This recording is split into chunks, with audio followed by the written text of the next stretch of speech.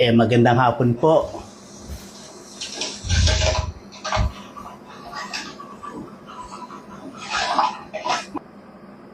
Magandang hapon naman.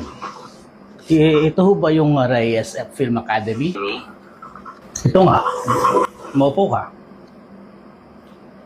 Anong gusto mo? Apply ho sana ako ng trabaho eh. Aba, maganda yan bata. Pinahanga mo ako. Yan ang gusto ko sa mga kabataan. Binabatang ang kanilang kadawan sa pagtatrabaho. Hindi sila paasa sa kanilang mga magulang. Salamat ho. May asawa ka na ba? Wala pa ho. Magaling. Para kung sakaling mag-asawa ka, ay alam mo na kung paano mo sila mabuhayin. Salamat ho. Saan ka nakatira? Nakitira lang po ako eh. Ano naman ang nataas mo sa pag-aaral? Elementary lang po. Pero sipag ho ako.